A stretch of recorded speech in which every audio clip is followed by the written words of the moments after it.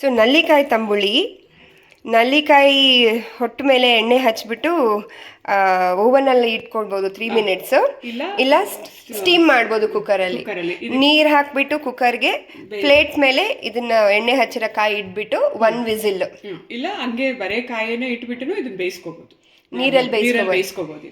Okay, ನೀರಲ್ಲಿ ಬೇಯಿಸ್ಕೋಬಹುದು. ಬೇಯಿಸಿದ್ದಾದ್ಮೇಲೆ ಹಿಂಗೆ press ಮಾಡಿ ಸೀಡ್ ತೆಗ್ದಿದ್ದಾರೆ. ತಣ್ಣಗಾದ್ಮೇಲೆ ಮಾಡಿ ಕೆಲಸ. ಸೊ ಫೈನ್ಲಿ ಸ್ಮ್ಯಾಶ್ ಮಾಡ್ಬೇಕೀಗ. ಫೈನ್ಲಿ ಅಲ್ಲ, ಕೋರ್ಸ್ಲಿ ಸ್ಮ್ಯಾಶ್. ಕೋರ್ಸ್ ಅಂದರೆ ಇಷ್ಟಿಷ್ಟೇ ಅಲ್ಲ, ಪೇಸ್ಟ್ ಥರ ಎಲ್ಲ ತುಂಬ ಪೀಸ್ ಚೂರು ಸಿಗಂಗೆ, ಗೊಜ್ಜು ಥರ ಸ್ವಲ್ಪ ಈ ಥರ ಸ್ಮ್ಯಾಶ್ ಮಾಡ್ಕೋಬೇಕು.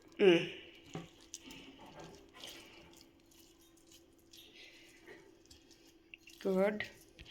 ಸೊ ಇದು ಆಲ್ಮೋಸ್ಟ್ ಪೇಸ್ಟ್ ಆಗಿದೆ. ಸರಿ, ಈ ಥರ ಕುಟ್ಕೊಂಡು ಅದಕ್ಕೆ ಉಪ್ಪು ಹಾಕ್ಕೊಳ್ಳಿ.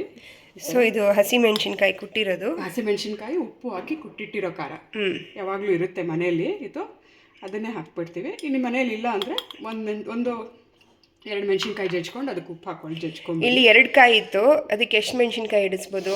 1. ರುಚಿಗೆ ತಕ್ಕಷ್ಟು ಖಾರ, ಅವ್ರವ್ರ ಖಾರ ಟೇಸ್ಟಿಗೆ ಮಾಡ್ಕೋಬೋದಮ್ಮ. ನಿನ್ನ ಖಾರ ಜಾಸ್ತಿ ಇಷ್ಟ ಆಗುತ್ತೆ ಅಂದರೆ ಜಾಸ್ತಿ ಮೆಣಸಿನ್ಕಾಯಿ ಹೆಚ್ಚು ಹಾಕ್ಕೋಬೋದು, ಇಲ್ಲ ಕುಟ್ಟು ಹಾಕ್ಕೊಳ್ಳೋದು. ಕಮ್ಮಿ ಖಾರ ಬೇಕಂದ್ರೆ ಕಮ್ಮಿ ಹಾಕೋದು, ಅವ್ರ ರುಚಿಗೆ ತಕ್ಕಂಗೆ ಖಾರ ಉಪ್ಪು ಖಾರ ಹಾಕ್ಕೊಳ್ಳೋದು. ಓಕೆ, ಖಾರ ಹಾಕ್ಕೊಂಡು ಈಗ ಮನೇಲಿರೋ ಮೊಸರು ಮಜ್ಜಿಗೆ ಏನಾದರೂ ಸರಿ ಇದಕ್ಕೆ ಹಾಕ್ಕೊಂಡು. Okay, simple. ಅದನ್ನು ಬೀಟ್ ಮಾಡೋದೇನಿಲ್ಲ, ಗಟ್ಟಿ ಮೊಸರು ಮನೆಯಲ್ಲಿ ಸೆಟ್ ಕಾರ್ಡ್ ಇರಲ್ಲ ಸಾಮಾನ್ಯವಾಗಿ. ಸ್ವಲ್ಪ ಒಂಚೂರು ಸ್ವಲ್ಪ ತುಂಬ ಗಟ್ಟಿ ಇದ್ರೆ ಮೊಸರು, ಸ್ವಲ್ಪ ನೀರು, 2 ಸ್ಪೂನ್ ಅಷ್ಟು ಹಾಕೊಂಡ್ರೆ ಸಾಕು. ಹೀಗೆಲ್ಲ ಮಿಕ್ಸ್ ಮಾಡಿಬಿಡೋದು.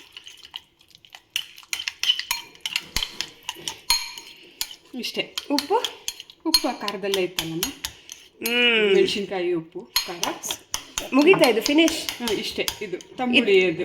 ಇದನ್ನೇದ್ರ ಜೊತೆ ತಿನ್ನೋದು? ಇದು ಸಾರನ್ನ ಜೊತೆ ಸುಮ್ಮನೆ ಒಂದು ಅನ್ನ ಸಾರು ಒಂದು ತುತ್ತು ತಿನ್ಬಿಟ್ಟು ಇದನ್ನ ಒಂಚೂರು ಹಿಂಗೆ ಎತ್ಕೊಂಡು ಬಾಯಿಗೆ ಇಟ್ಕೊಳ್ಳೋದು. ಜಸ್ಟ್ ಚಕ್ನಾ ಟೈಪ್, ಉಪ್ಪಿನಕಾಯಿ ಥರ ಚೆನ್ನಾಗಿ ತುಂಬ ಟೇಸ್ಟಿಯಾಗಿರುತ್ತೆ. ಟೇಸ್ಟ್ ಮಾಡಿ ನೋಡೋದಿವ್ಯಾ ನೀನು ಬೇಕಾ ಅಂತ. ತಂಬುಳಿ ರೆಡಿ.